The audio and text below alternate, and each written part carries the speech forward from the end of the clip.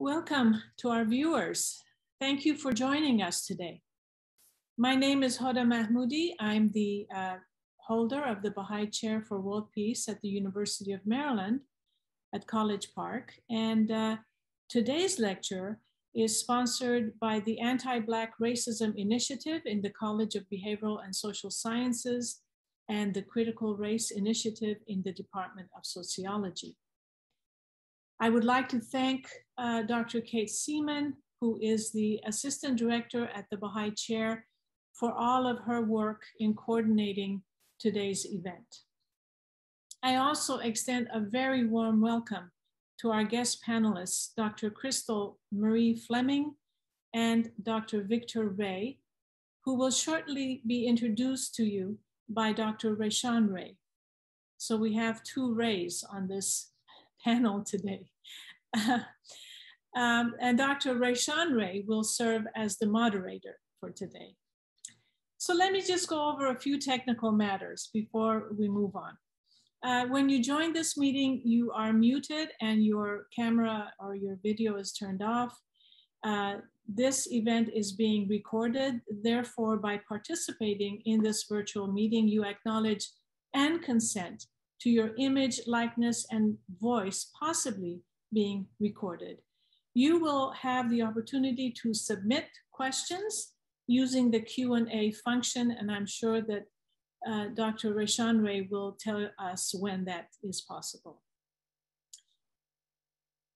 For over 9 years now, since our arrival at the same time to the University of Maryland in 2012, Dr. Rashawn Ray and I have had the pleasure of organizing events where we have hosted some 50 leading scholars to address structural racism and the root causes of prejudice, which is considered as one of the major significant barriers to peace. Our aim is to develop a sound scientific basis for knowledge and strategies that lead us to finding the solutions to systemic racism. Today's program on critical race theory, public debates, and teaching in the classroom is part of our continued push to address the challenge of systemic racism. Although critical race theory is more than 40 years old, this past spring, discussions about the topic exploded on the scene in relation to banning the teaching of the theory in K-12 education. The theory has been accused of promoting intolerance, dividing people into oppressed and oppressors groups, and so on. Today's program explores critical race theory, its definition and origins, its framework, and teaching it in the classroom. So it's with great pleasure that I would now like to introduce Dr. Rashawn Ray to you. Professor Rashawn Ray is David M. Rubenstein Fellow at Brookings Institute, Professor of Sociology and Executive Director for the Lab for Applied Social Science Research at the University of Maryland, College Park. He is one of the co-editors of Context Magazine, Sociology for the Public. Formerly, Dr. Ray was Robert Wood Johnson Foundation Health Policy Research Scholar at the University of California at Berkeley, and he currently serves on the National Advisory Committee of that foundation's Health Policy Research Scholar Program. Dr. Ray regularly testifies at federal and state levels on racial equity, policing and criminal justice reform, health policy, wealth, and family policy. Dr. Ray has published over 50 books, articles, and book chapters, and roughly 50 op-eds. I'm not going to list everything he's done, it will take too long, but just to say that he has written for the Washington Post, the New York Times, Newsweek, BBC News, The Guardian. He has appeared on CNN, MSNBC, Fox, BBC, NPR, PBS, And his research is cited in Washington Post, Associated Press, Bloomberg, Financial Times, etc. Previously, Dr. Ray served on the 50th anniversary of the March on Washington Planning Committee and the Commission on Racial Justice with Alpha Phi Alpha Fraternity, Inc. Dr. Ray, it's a pleasure to have you today. Welcome. Dr. Mahmoudi, thank you so much. It is always a pleasure to be with you, and it is also a pleasure to be with Dr. Fleming and Dr. Ray. As you noted before I introduced them, we could think about kind of why we're here. If you were to search critical race theory in Google, for example, you will see it return about 378 million responses on the website. That speaks to the gravity of critical race theory. What we're here to do is to talk about some of its origins, some of its legacies, some of the misconceptions, and importantly, some of the great work that Dr. Fleming and Dr. Ray have been doing in this particular space. I also want to, again, thank you, Hoda, as well as the Bahá'í Chair for World Peace, the College of Behavioral and Social Sciences here at the University of Maryland, and all of the members of the Anti-Black Racism Initiative and the Critical Race Initiative in sociology that's been doing such great work.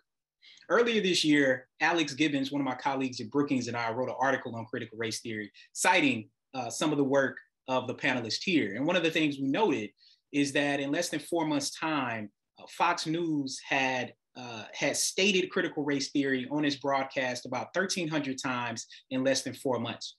We argued that critical race theory has become kind of a new boogeyman for people unwilling to acknowledge our country's racist history and how it impacts our present. And to understand why critical race theory has become such a flashpoint, it's important to understand what it is and what it's not. What we did was we analyzed states and state legislations. What we found is that roughly half of all states in the United States have proposed a legislation supposedly about critical race theory. But what we found was that a lot of these legislations actually didn't mention critical race theory at all.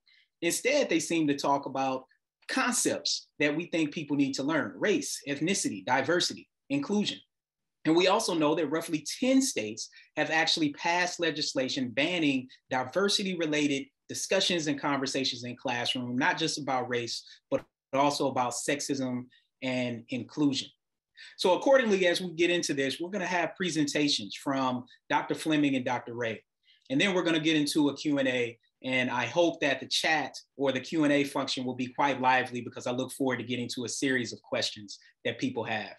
So first up, I want to introduce Dr. Crystal Fleming, who is a professor of sociology and Africana studies at SUNY Stony Brook, where she teaches undergraduate and graduate courses on racism and ethnic relations, sociological theory, and qualitative methods. Look, if you haven't read her work, I suggest you do. I'm going to give you 3 titles of some of her recent books that you should definitely pick up. First is How to Be Less Stupid About Race, which I'm sure she'll share some of this insight with us as we are having this conversation. Her first book, Resurrecting Slavery, Racial Legacies and White Supremacy in France. And then her latest book called Rise Up. Dr. Fleming holds a PhD from Harvard, an undergraduate degree from Wesley, and is also a Ford Fellow along with myself and Dr. Victor Ray. Dr. Victor Ray is the F. Weldon Miller Associate Professor in Sociology and Criminology at the University of Iowa. He holds a PhD from Duke, and his research applies critical race theory to classic sociological questions. He's currently working on 2 book manuscripts, a project focused on race and organizational theory, and an edited volume with Jennifer Mueller on race and sociological theory writ large. I should also note that his recent article in the American Sociological Review has taken not only sociology, but the entire academy by storm, a theory of racialized organizations that have been cited well over 400 times in roughly a year or 2, which is just light speed in terms of what happens in the academy and how long it takes to publish. His other work has appeared in American Behavioral Scientist, Annals of American Academy of Political and Social Research, Context Magazine, Sociology for the Public, Ethnic and Racial Studies, the Journal of Marriage and Family, which also has a classic piece on critical race theory that has also been cited writ large, and then sociological theory as well. In addition to this work, Victor is also quite active in the public space, publishing commentary in outlets such as the Washington Post, like his recent piece on critical race theory, Newsweek, and Boston Review. And he's been funded, as I mentioned, by the Ford Foundation, but also the National Science Foundation, among others. So it is my pleasure and my distinct honor to turn it over to first Dr. Fleming, who'll share her remarks, and then Dr. Ray, who will come behind her. Thank you, Dr. Ray. Thank you to all of the sponsors and supporters of this event. Briefly, we were asked to reflect, among other things, on the meaning and origins of critical race theory and how we use this framework in our own research and teaching, our work in the classroom. But we're also in a very particular historical moment that I want to acknowledge that has to do with the massive disinformation campaign about critical race theory, which is intimately tied to the bans that Dr. Ray just described that are either being passed or debated in roughly half of the states in this country. The bans that are putatively related to CRT, but in fact represent a direct attack on freedom of speech, on any kind of acknowledgement of discrimination, an attack on work related to diversity, equity, and social justice, and anti-racism more broadly, including anti-racist education. So the first thing I want to make very clear, particularly because I know there are many, many students, as well as educators who are joining us today, hundreds of you in the audience today. But I want to make clear that when you do those Google searches that Dr. Ray mentioned, a lot of what we see today is, again, massive disinformation about critical race theory. And one of the best resources for understanding the dynamics of this disinformation campaign is the African American Policy Forum, which was founded by one of the co-founders of critical race theory, Kimberly Crenshaw. So I want to shout out the work of the African American Policy Forum, and if you yourself are an educator or student or community member looking for additional resources to better understand what we're dealing with politically and also join the very broad community of people who are standing up for anti-racist work and social justice and academic freedom and so on, get connected with the African American Policy Forum and support their work as well. So we're dealing with a massive disinformation campaign, but what is critical race theory?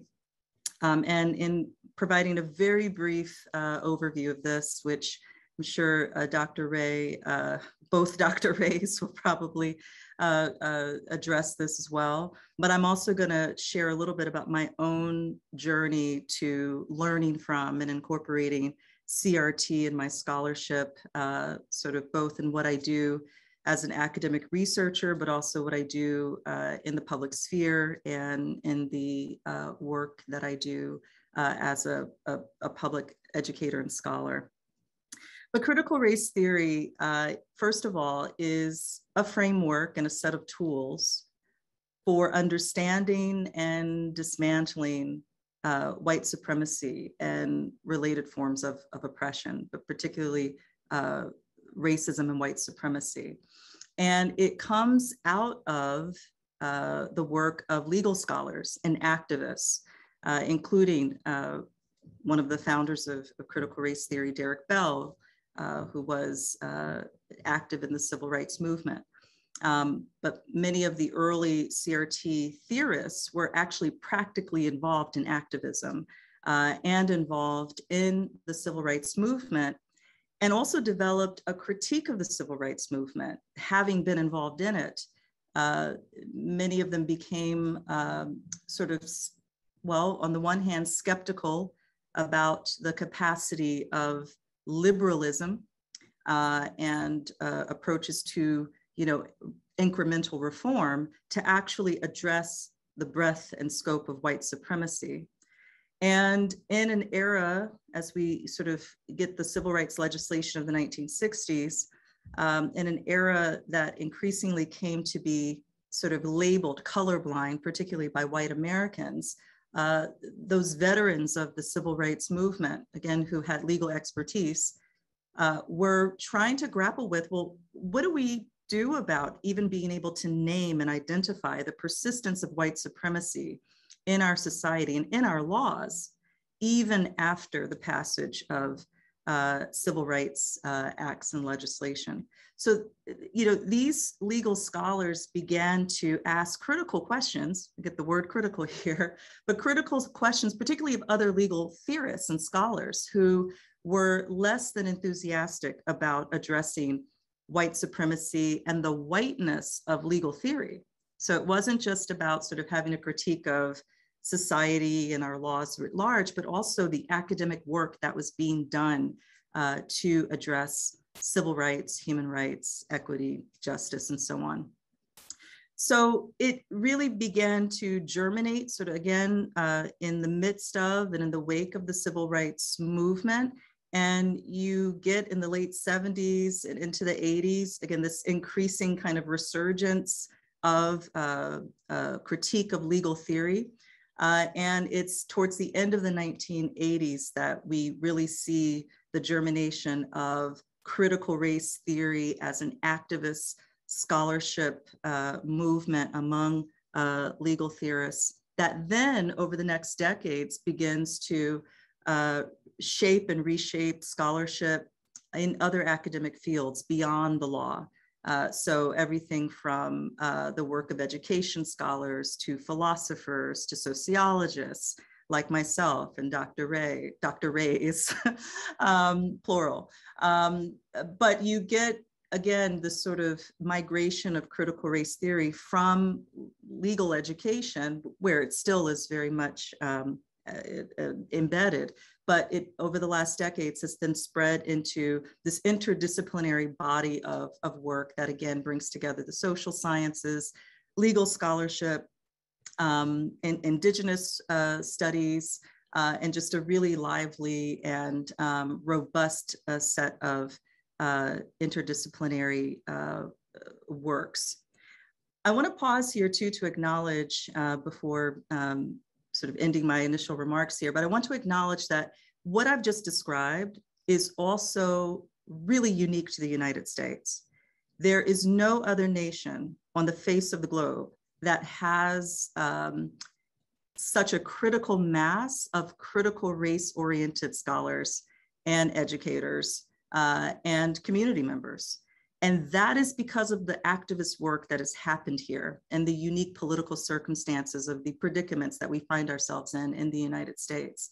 There is critical race-oriented scholarship in other parts of the world, and it is in fact a global orientation to not just white supremacy and racism in the United States, but global racism and its imbrication with capitalism and colonialism. But it's really, again, the United States that continues to not just obviously be the site of origin for the intellectual movement, but this place where we have built a critical mass of activist scholars and educators and community members. And that's really important because we have built a political capacity here that is in many ways unique. And so the question is, how do we leverage that? How do we build upon that in the face of the current onslaught and this retrenchment of white supremacy in our laws to the point where we're now seeing, again, these attempts to ban the acknowledgement of discrimination. So to conclude my initial remarks, I just want to say, as I said, I would mention, I came as a sociologist to critical race theory. I did go to Harvard, which is one of the places where CRT began to be established as a field in legal theory. But the sociology department where I did my PhD is certainly not a hotbed of critical race theory, much the opposite, in fact. And it was really after finishing my PhD, coming to be a professor at Stony Brook University, where I had the just, life-changing encounter with a philosopher named Charles Mills, who many of you joining us today may know. You may not know his work, but he's just been hugely influential in articulating a critique of what we call the social contract, and Charles Mills calls the racial contract, but the terms upon which our country and other countries that are sort of in this modern moment of white supremacy, but the terms of our social contract embed a power structure that enriches and recognizes the lives and the interests of white people above others, above people socially defined as non-white. And so Charles Mills, is really, for me, again, this philosopher, the scholar who opened up my own interest in CRT. And it's been over the last decade that I've really brought in this interdisciplinary orientation into my work. So with that, I'm going to transition to Dr. Ray, who will share his reflections. All right. Thank you for that. There's some overlap in our comments for today. I want to start by thanking everyone who took time to attend this today for being here. And I especially want to thank Dr. Ray and Dr. Mahmoudi for arranging a discussion of this important topic. And I got to say, I am honored to speak with Dr. Fleming about these ideas. And Dr. Fleming, thank you for setting up my comments in a really beautiful way, because I start with a quote from Dr. Charles Mills, who is also profoundly influential on my thinking. And he has this quote in one of his classic articles in which he says, "Imagine an ignorance that resists, imagine ignorance that fights back." And I think the current panic around critical race theory is ignorance fighting back. If you watched former President Trump claim that critical race theory was destroying the fabric of America, or you watch parents who were tearfully protesting over a body of scholarship that is by and large not being taught in elementary schools, or if you saw one of the many interviews with opponents of critical race theory who were unable to provide a basic definition of the history or what the theory is about, you don't need to imagine an ignorance that fights back.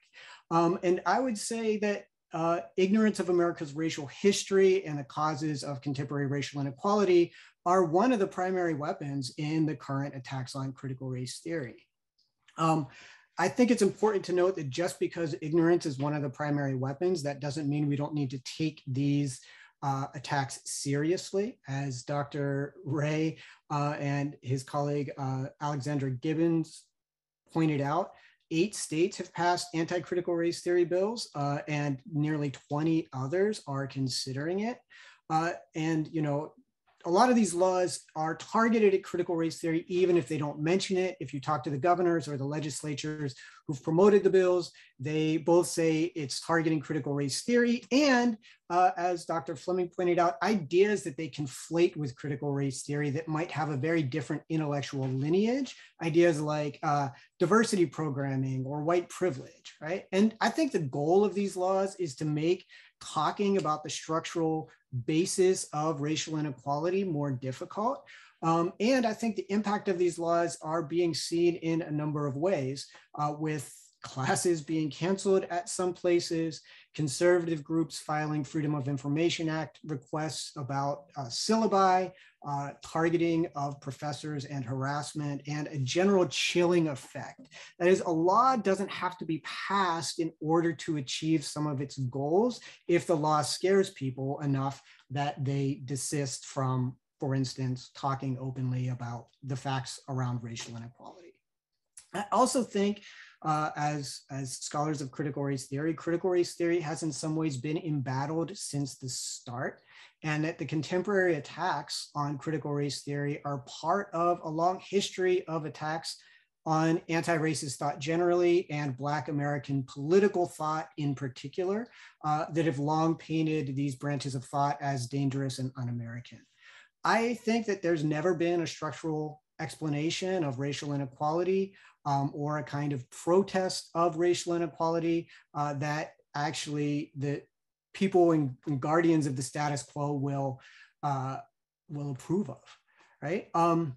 And I think that folks are attacking critical race theory at this particular historical moment, partially because it arose at the time period that Dr. Fleming was pointed out as one of the most compelling and powerful explanations for what critical race scholars have called the racial retrenchment following the civil rights movement that happened during the Nixon and Reagan eras, right? If we think about this in terms of last summer's protests against police brutality and the murder of George Floyd, I think it's no accident that folks are targeting the body of scholarship that compellingly explained what was happening last time, right? And I think we can also see this in terms of prior backlashes to things like the civil rights movement. So we know that white parents protested the desegregation of schools. I see what's happening right now as many white parents protesting the desegregation of syllabi or the desegregation of the curriculum. I also think that critical race theory in the past, when it's been in the news, was often when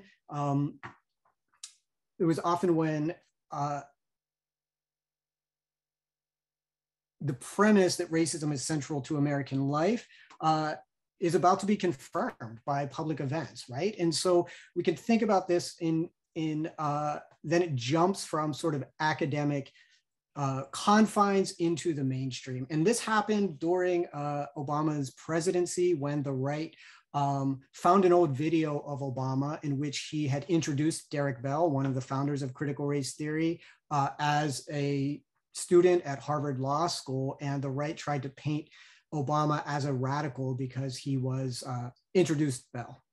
I hope that these attacks will attract students who are interested in the truth about America's racial history, but I also think it's important for scholars to prepare. I think when scholars are targeted, and part of taking it seriously is that the attempt to shut down this knowledge is real, and it has been partially successful in the past with sort of McCarthyite purges of so-called radical professors. As someone who studies critical race theory and is committed to racial inequality, I kind of wish this attack hadn't occurred. But I also think it's not coincidental that the conservative think tanks that are promoting this anti-critical race hysteria tend to support policies that strike at the heart of civil rights victories. So they support policies that are making it harder for people of color to vote, policies that undermine integrated public schooling, and they promote, oftentimes nativist and anti-immigration policies such as militarizing the border. I think these conservative think tanks also supported a president who was a would-be authoritarian and whose political rise was facilitated by birtherism, which was a racist conspiracy theory around Obama's quote unquote birth certificate, and therefore his citizenship, his Americanness, and his right to be president, right? I think that the groups promoting this anti-critical race theory hysteria aren't interested in finding solutions to racial inequality. I think they're interested in manipulating racial inequality for political advantage. I also think that there are a number of bitter ironies lost on those attacking critical race theory. First, I think the legislation spawned by this moral panic attempts to outlaw discussions of racism that make some folks uncomfortable. But outlawing teaching about racial inequality ironically confirms critical race theory's claim that racism is central to US law. Second, critical race theorists analyze what they call racial dog whistles or colorblind racially coded language that emerged in the post-civil rights era once explicit racist language became taboo. And I think it's somewhat ironic that these folks have turned critical race theory itself into a kind of racial dog whistle about the alleged pathologies of people of color and their dangerousness to America. And third, I think a lot of the critics who claim that critical race theory is tearing apart the fabric of America are kind of telling on themselves. To the extent that racism is woven into the structural fabric of America, critical race theory does aim to get it out. And I think that critical race theory isn't interested in destroying America, but it does want to deal with the way American racism has destroyed lives. And I think I will leave it there because we have quite a bit of time for discussion. All right, that is awesome. So Dr. Ray, Dr. V. Ray, Dr. Fleming, thank you all for your opening remarks. We definitely have a lot of time for discussion, and the chat is lit up. So I'm going to aim to incorporate some of these questions as I go through some of the questions that I have as well. I want to first start off with a very basic question. So Victor, I'll go to you, and then Crystal, I'll come to you about a question about expanding beyond the US context, which we're getting a lot of questions about. You all have told us a lot about the origins. You've also talked about the recent backlash and why you think that is happening. So Dr. Ray, how do you define and conceptualize critical race theory? So if someone is listening to this and they wanted to know in 1 to 4 sentences, how will we define critical race theory? What is the definition that you primarily give? All right, I might have about 7 sentences. That's so fine. I think I have a specific answer and a more general one. So my specific answer is that it's an approach to studying the law and legal structures that places race and sometimes gender, if we think about intersectionality, at the center of that study, right? So it looks at things like how the law constructs racial categories and identity, how the law is used openly or covertly to target certain racial groups. And we can think here of things like the one-drop rule, the history of laws defining who is white, or laws against people from different racial groups getting married, or targeted restrictions on voting. My general answer builds on a quote from James Baldwin, where he said, "Not everything that is faced can be changed, but nothing can be changed until it is faced." And I think critical race theory is a body of scholarship that faces America's brutal racial history. It recognizes the parts of that history that haven't changed, and it works towards changing the rest. And I think there's a lot of disagreement among critical race scholars about sort of the parameters of the theory, right? But I do think there's a broad agreement that structural racism is a pressing social problem, and that scholarship, good empirical scholarship, should help solve that problem.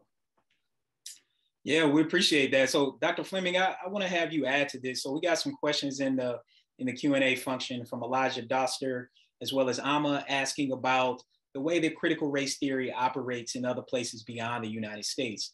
Have you found that critical race theory throughout the world faces the same backlash as it does in the US? And I know you've done a lot of work in France, Europe, and other places. So I want to give you the opportunity to kind of expand on how critical race theory extends itself beyond American borders. Well, to answer that question, we first have to acknowledge that white supremacy is a global system. And those who are involved in the United States in funding the backlash to anti-racist education and to civil rights and human rights movements, they are also part of a global network.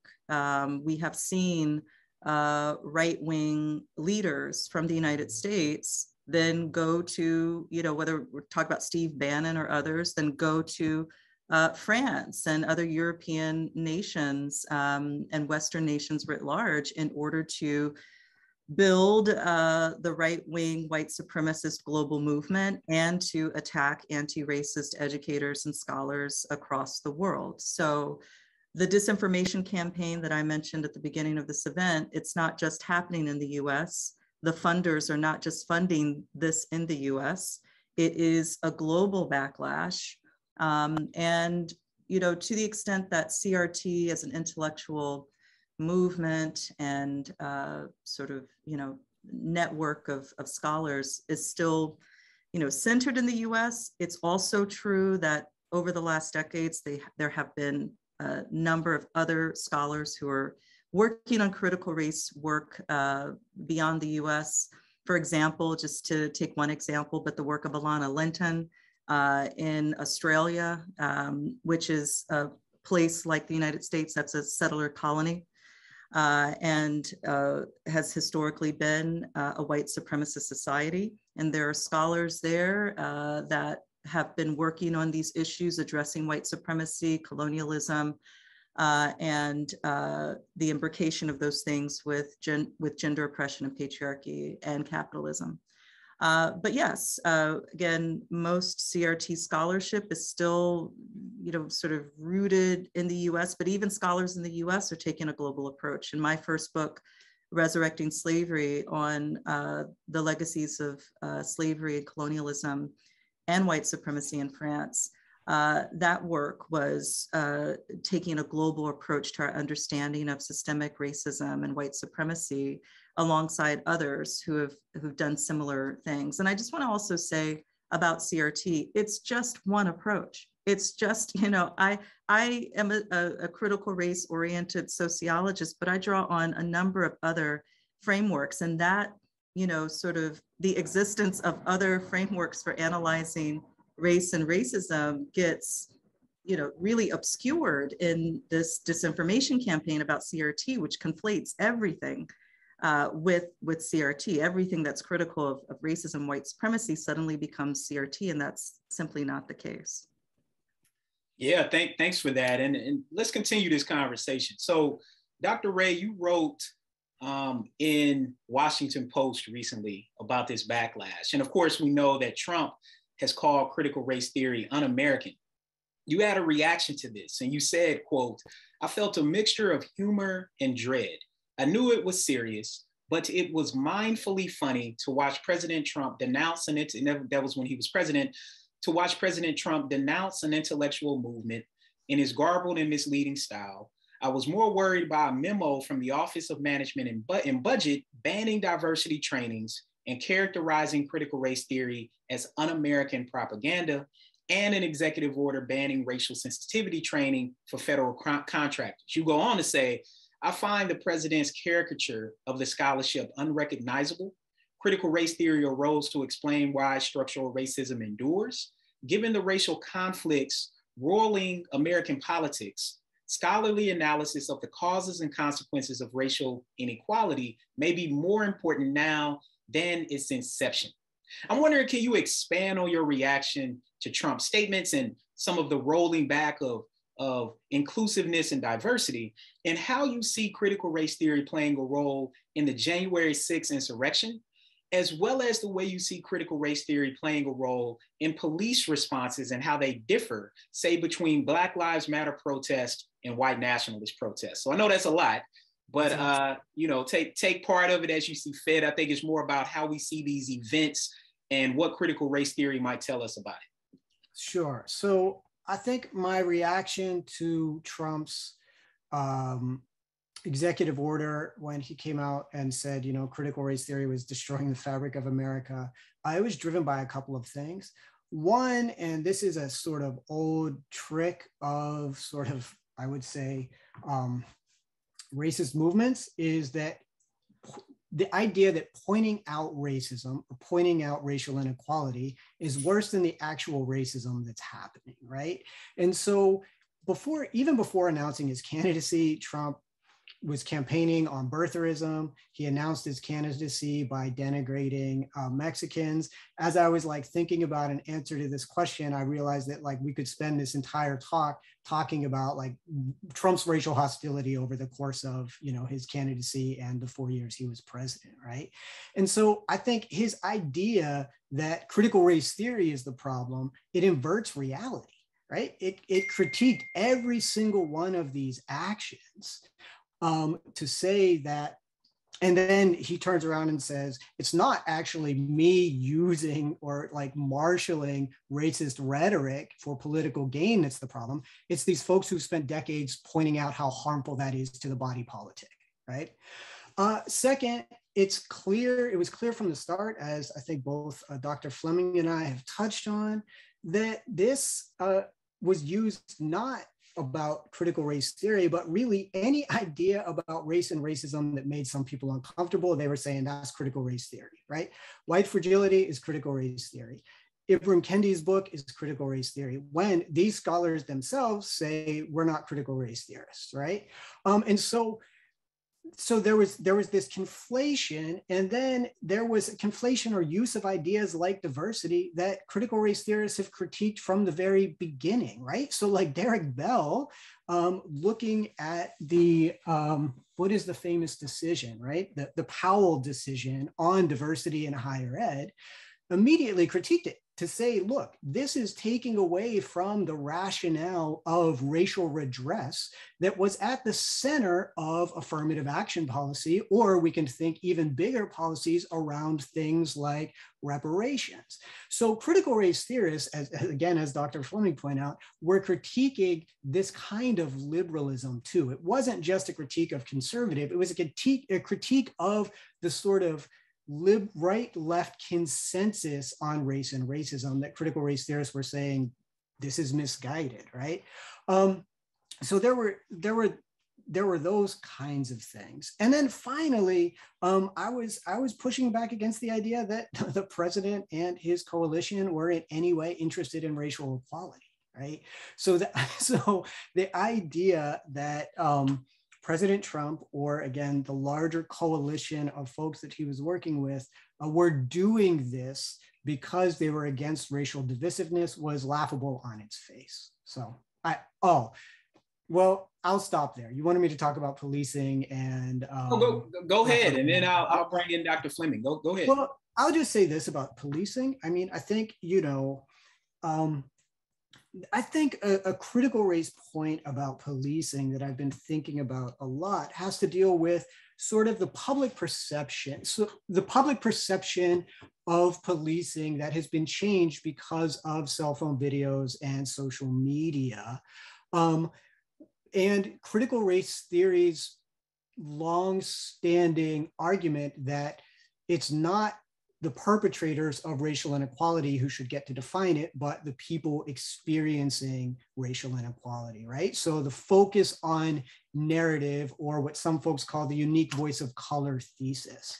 And when I think about Black Lives Matter movement, or the sort of broad social, last summer's protests, more white people, some surveys said more white folks were admitting there's structural racism than people of color. What changed there was not necessarily people of color's understanding of structural racism in the United States that folks have been critiquing all the way back to literally slavery times. What changed was white folks' exposure to the kinds of everyday policing degradations that people of color experience, right? And so this is another way in which I think critical race theory, if folks had listened to what people of color have been saying about unequal policing for a long time, a different set of social relations could have happened. I'll leave it there. Got it. I mean, yeah. So let me bring in Dr. Fleming into this. So Dr. Fleming, when people think of your work, they say that your research implies that critical race theory is not a weapon of harm employed to shame, guilt, and dehumanize people who find themselves and unintentionally perpetrate white supremacy and racist thinking.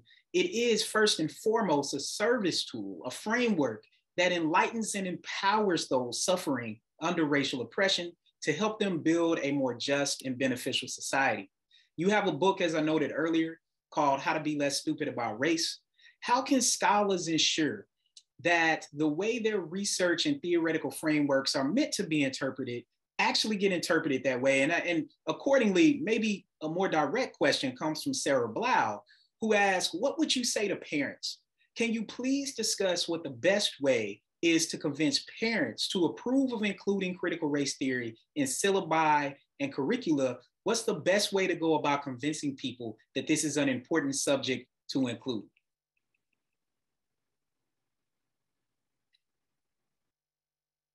I want to choose my words carefully because I have a lot of respect for where those kinds of questions are coming from.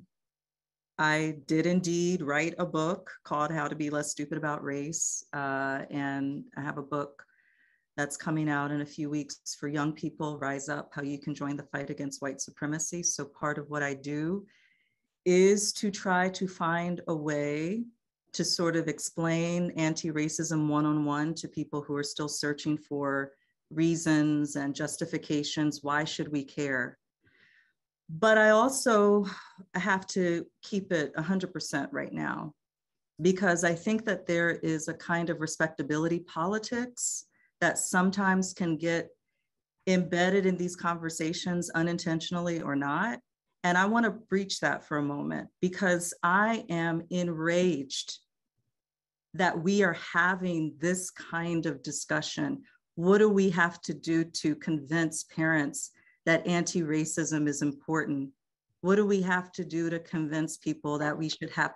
I mean, we live in a country right now where Ruby Bridges, her book is being banned. Her book about her experience, right? Can you tell people who Ruby Bridges is, just in case they don't know? So for people who don't know, Ruby Bridges, who's still alive and who in recent years, I'm going to say more about her book in a moment. I'm going to share the title. But Ruby Bridges is just an icon. She was only 6 years old when she herself desegregated a school. This was, she for the entirety of her life now has been a civil rights activist. And her recent book is called, I think it's called The Story of Ruby Bridges. I could be wrong, but she recently published a book about her experience desegregating her school, which involved, by the way, white supremacists, not necessarily Klan members, but just ordinary white people in her community, gathering at the school, calling her racial slurs, holding up signs, denouncing the existence of this Black girl in a previously all-white school. And her book is now on a banned books list because of the backlash to anti-racist education. And I'm infuriated. I'm infuriated that we are still having to explain why addressing discrimination is the thing you should do when discrimination exists. So James Baldwin was mentioned earlier. We could, talk about a whole lot of, civil rights icons, activists, and others, but there is a reckoning with what is at the core of the American political project that I think we need to be honest about. And critical race theory is a part of it. Derek Bell is well known for his concept of the permanence of racism. One of the things you see in a lot of the legislation that is putatively against CRT is this idea that you're not allowed to acknowledge or describe racism as being endemic to the United States, endemic meaning that it is fundamental to the political, economic institutions of the United States. This becomes a banned thought. You're not allowed to think it, you're not allowed to say it or teach it. And this is abysmal for a society that calls itself a democracy. It is the opposite of democratic thinking to engage not just in censorship, but in this turning reality on its head where you cannot acknowledge that, in fact, the world is not flat, it's round. White supremacy still exists, discrimination happens, it's wrong, we should change it. We are dealing with such an abysmal level of immorality. And it's not just ignorance. It is a willful, in many cases, a willful disregard for morality and the sanctity of human life. And that is what this country was built on. That is what colonialism required. That is what the genocide of indigenous people required. That is what the continued enslavement and torture and rape of African people required. It was a willful disregard for the sanctity of human life. This is why critical race scholars like Derek Bell contend that racism is a permanent feature of the political structures of this country. That doesn't mean, first of all, that all critical race theorists agree with him. That's his concept. It also doesn't mean that you give up and you do nothing about it. For Derek Bell, what he advocated And it's what you hear in that civil rights anthem, freedom is a constant struggle. The constancy of the struggle is what is required. And it's not just about fighting racism, but it is the project of supporting human rights.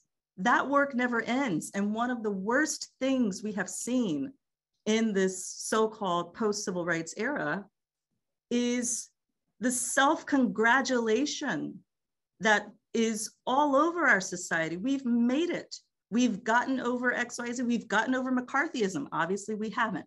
We've gotten over white supremacy. Obviously, we haven't. We've gotten over sexism. We know we haven't, right? But the tiny incremental forms of progress that we make get blown out of proportion. And unfortunately, the sort of project of neoliberal inclusion where, you know, a sliver of people of color and Black folks get co-opted into the ruling class, that those individuals are a part of this obscuring of the permanence of racism in our society and the self-congratulation of how far we've made it, because a very few have made it and are quite comfortable. And I would include our former president, Barack Obama, in that number. And so again, I just want to be very respectful of where some of these questions are coming from, but I also want to be very honest. If you have to ask these kinds of questions, and we do, right? We have to ask these kinds of questions. It should be a clue as to how truly abysmal the problems that we're dealing with still are. And that at this pace, maybe we will figure out how to overcome white supremacy in another 1,000 years, because that's the snail's pace we're moving at, where we're having this conversation in 2021, when we just had an insurrection in our nation's capital, literally months ago. And there's still people asking, why should we talk about discrimination? Members of the insurrection were holding up anti-Semitic symbols, erected a noose, and embraced white supremacist symbols. And people are asking, why should we talk about discrimination? Yeah, so let's continue this and let's talk about what happens in classrooms. So I'm gonna throw out kind of a series of comments and questions to you all, but the gist of it, and what I hope you all can focus on in your response, we'll go to Victor, then we'll go to Crystal, is what is being taught at different levels. So what is being taught in college as it relates to critical race theory? What is being taught in high school, if at all? What's being taught at the elementary school level in regards to critical race theory? Again, this is some of the propositions and things that people hear in the media about where and how much critical race theory is being taught. So I want you all to start there. And then I want you all to shift to talk about what should or could be taught. And so let me put these broader questions in context. Eugene Liu said, a common critique of critical race theory is that it has roots in Marxism, which we know conservative America is against. If there is a relationship between critical race theory and Marxist beliefs, what is it, and to what degree is it relevant to critical race theory? McKenna Shea, as well as Robert Harding and others said, if you were teaching high school, how would you even go about incorporating critical race theory? And then another question that we essentially got is there a too young age for starting to grapple with critical race theory? I mean, admittedly, most people have not heard about critical race theory until they actually take a race relations course, as some people are saying here. And finally, let me add another point, because Bryce Daniker made a great point that I think you all will want to highlight. He said, while schools aren't really teaching Black history and critical race theory in schools, what can we do to make sure our children and the public can be more knowledgeable on this topic? And how do we push for this topic to actually be taught in history classes in schools? So collectively, these questions are really about what is being taught, what shouldn't be taught, what should be taught, and at what level should things be taught? So Victor, I'll start with you, and then Crystal, I'll go to you. Okay, that's a lot. I'll say it's been a long time since I've been in high school, so I'm not sure when is too early. But I can say from my experience at teaching, first and second year college students, I think we do it wrong right now. We teach a sanitized history of race relations in the US, and it usually goes like slavery ended, Rosa sat, Dr. King marched, Obama got elected, and racism ended, right? And so there's this sort of like, it's really sanitized, it's linear progress, things are always getting better. And students get to my classes, I teach them some basic facts about, say, the, 10-to-1 racial wealth gap, or, the disparity in police killings by race. And they're like, why didn't we learn this in high school? And I think we do it exactly wrong. Like, imagine if we taught math or science this way. It's all wrong. Right?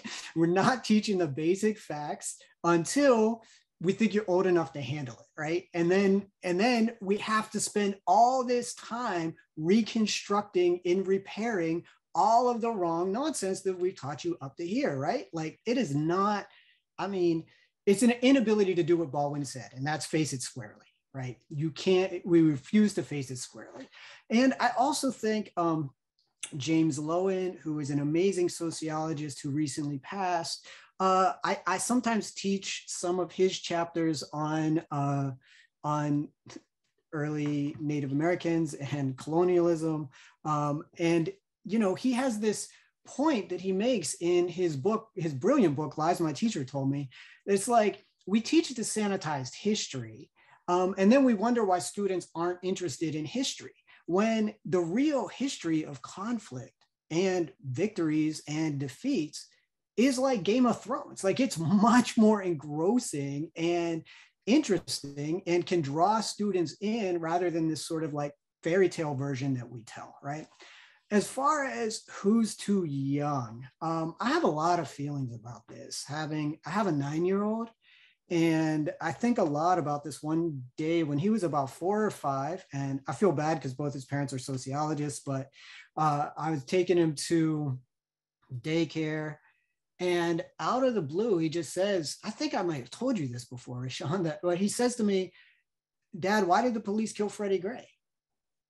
And I was absolutely shocked, right? So if people don't know, Freddie Gray was a young man in Baltimore who was killed by the police. He was thrown in the back of a truck and driven around the city. And I believe his neck was broken, right? And I was shocked. I probably fumbled the answer. I was not expecting my 4 or 5-year-old to ask me why the police killed Freddie Gray.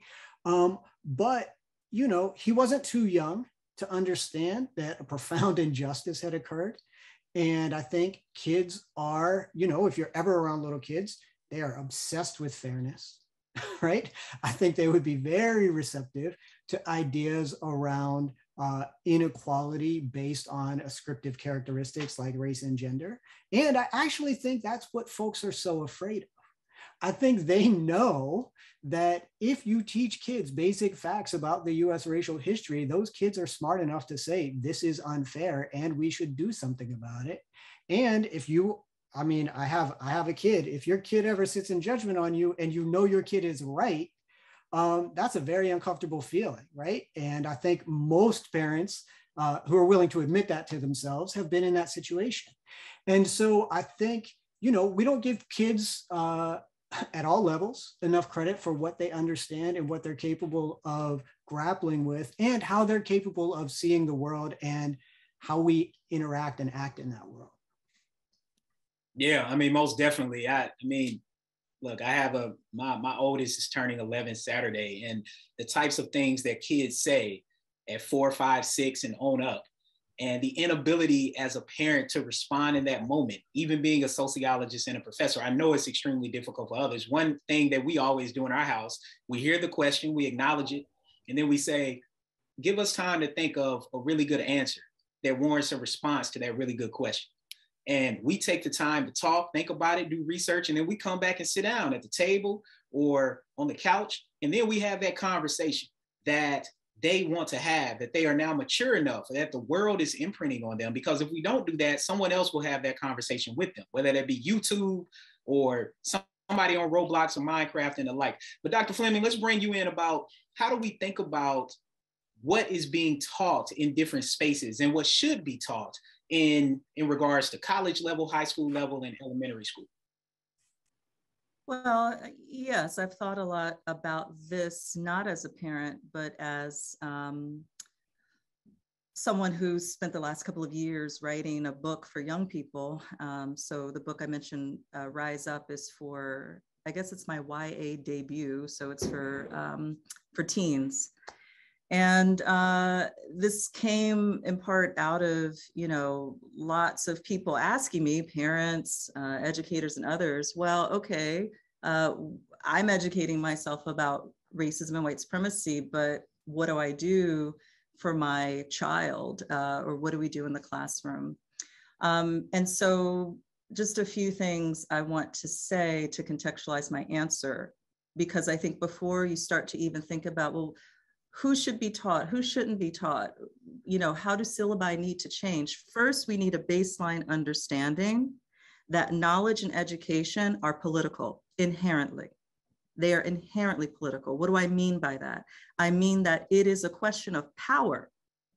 Power dynamics largely determine what we read in our textbooks, who writes the textbooks, who funds and publishes the textbooks, whose voices and perspectives and knowledge are excluded or included. These are questions of power, which means they are political. And so we need to also sort of be aware of how our textbooks and our educational curricula in the United States, obviously in other nations too, but in the United States, have, particularly when it comes to issues of racism and white supremacy, they have been subject to censorship throughout our country's history. Censorship, which was designed to exclude and marginalize the knowledge and perspectives of the very same people who are being targeted and disenfranchised by white supremacy. And so we need to be politically engaged in our communities locally, but also sort of involved in the national politics of this, because we need to get and include more voices and perspectives, and particularly the perspectives that have been historically excluded. So education and knowledge are inherently political, and we have to be honest about how the politics of white supremacy, again, have censored and distorted the representation of our country's history and our ongoing realities. And I just think it's important to acknowledge that, because Trump has come up a few times, and how Trump turns things, reality inside out. Yes, that's what this entire country has done for hundreds of years. That's the American way. We see that in our textbooks. How young is too young? Obviously, from a sociological perspective, human beings are constantly learning what's going on around them from the influence of the people in their spaces. So if we're thinking about socialization, right?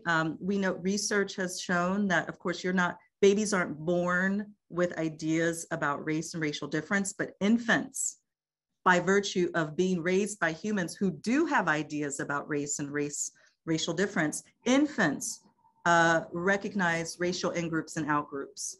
And children, of course, receive messages about race, whose lives are valuable, whose lives are not, what skin tones are valued, what skin tones are looked down on. They receive these messages not just from their families, but also from the media. So we have to acknowledge the ways in which systemic racism, white supremacy, colorism has infiltrated our culture, our cultural representations, our media, our education, our discourse, our communities.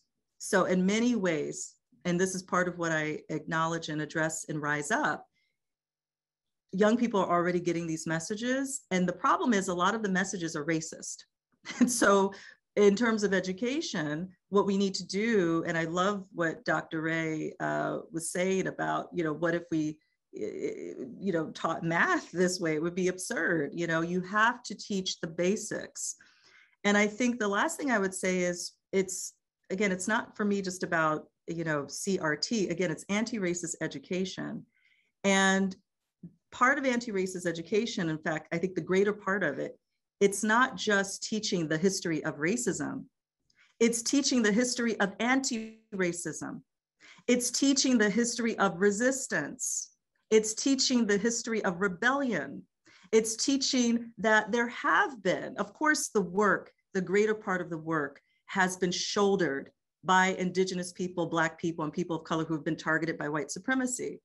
But there has also been throughout our nation's history, and even in the colonial era, before the formation of the United States, there were white people, of small minority to be sure, but there were white people who were challenging structures of white supremacy, and in some cases, willing to lose their lives in order to do that and be a part of what really is a peace movement to overcome oppression and white supremacy. So again, it's not just a matter, and to go back to what we just heard also from Dr. Ray, it's that in fact, which scares those who would like to maintain the status quo.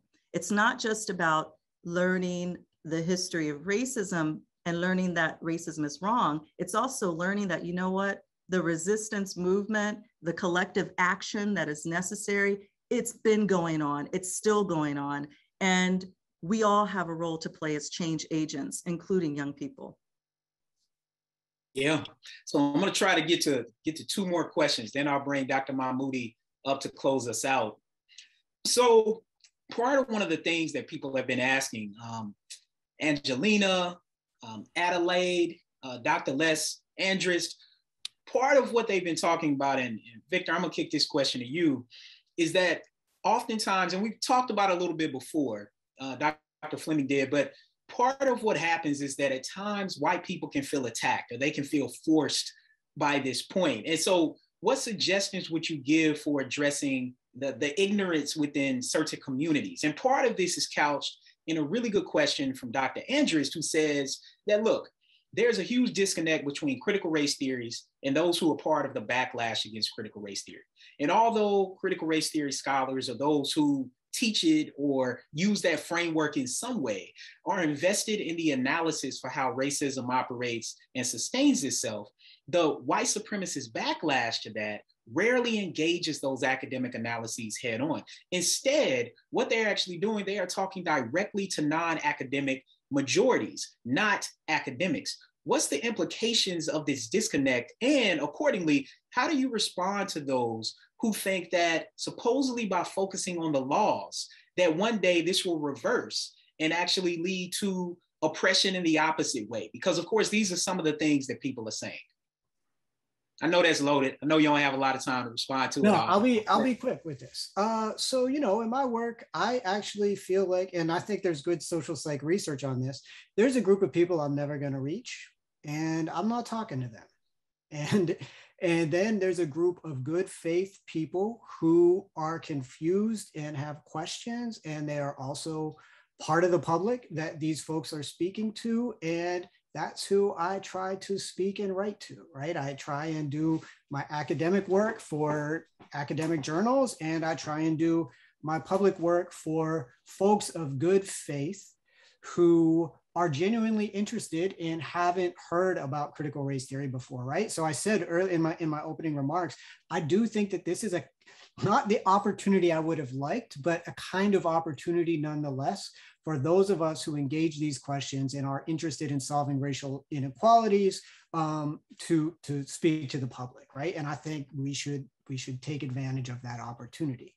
The second question of like, how do we keep folks from getting offended? You know, I teach undergrads all the time, and I think I've been teaching now for 7 or 8 years. It feels a long time. I've had maybe 1 or 2 complaints from folks who said they felt targeted. I think what you do is you're like, look, this is not about you personally, although you might derive some benefits from it, but like this is like the literal structure, right? Like, yeah, you didn't choose to necessarily live in a segregated neighborhood when you were a child, but that doesn't mean that your family's wealth isn't built upon that segregation and you didn't get, you know, access to quote unquote better schools or quote unquote a channel into certain jobs or certain professions or that sort of thing, right? And so I think, you know, critical race theory is a structural analysis that, yeah, it involves individuals, but it doesn't necessarily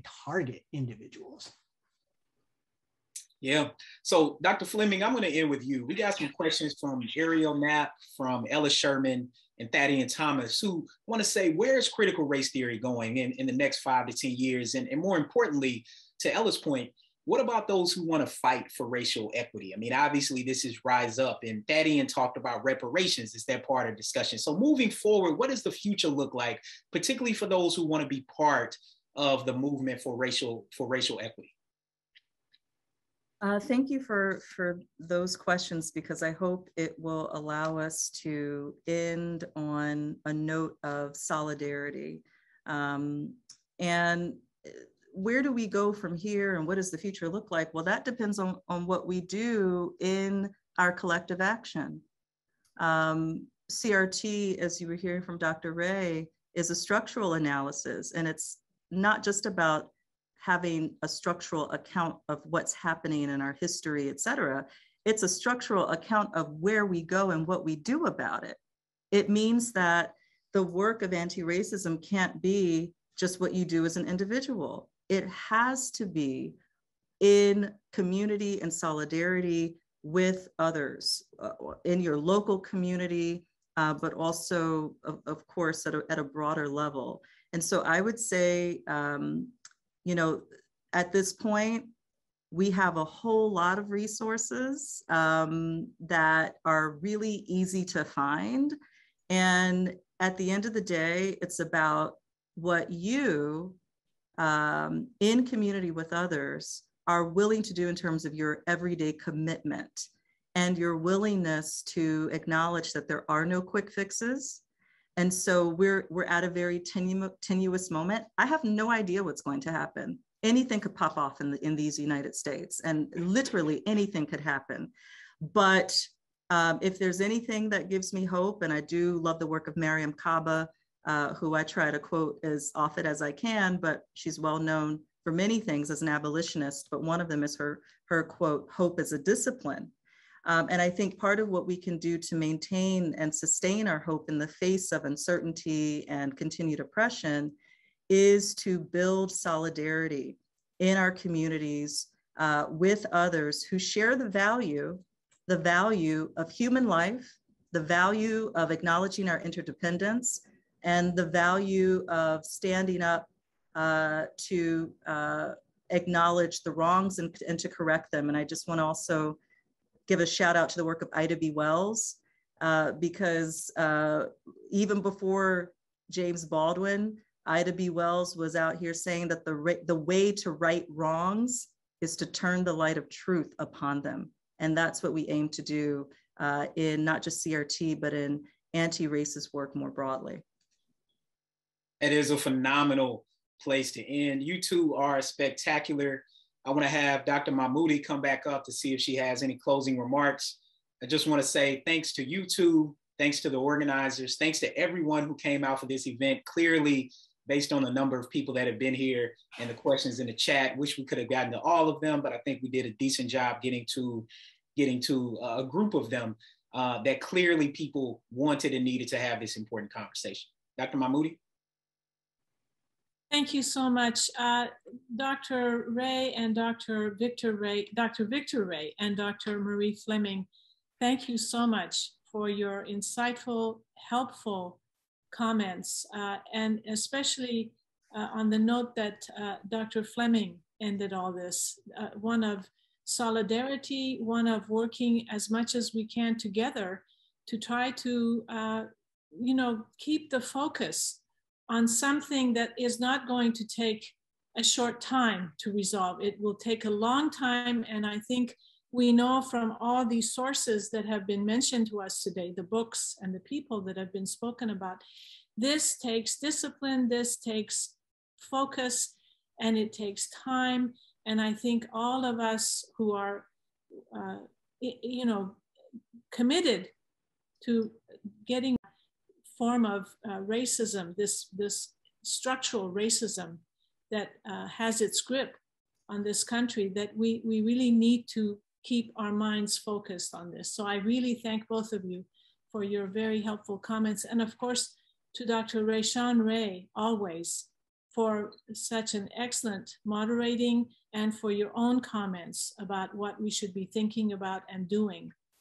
I want to let our viewers know that today's program, as I mentioned early on, was recorded and is being recorded, and we will have it up on YouTube hopefully by sometime next week. You can also go to the Baha'i Chair website and access it through the YouTube or just the YouTube channel in general. But certainly this is a program that we all have to listen to many times and find the ways in which each of us can become active in anti-racist avenues. I simply want to end by reminding you of our next event, which will be in October. It's the Baha'i Chair's annual lecture, which will deal with another barrier to peace, which is basically the issue of sexism. Our speaker is Professor Angela McRobbie, who is from the Goldsmiths University of London and Professor of Cultural Studies at Coventry University in the UK. She has written books on feminism and the politics of resilience, another one on Be Creative, Making a Living in the New Culture Industries, and a third book on the aftermath on feminism. I encourage you to please join us for this important annual lecture on September 30th. And again, thank you to all the scholars today who did such an amazing job of giving us insights into not only the critical race theory, but just in general of how we can all work towards getting rid of anti-Black racism. Thank you all. Bye-bye.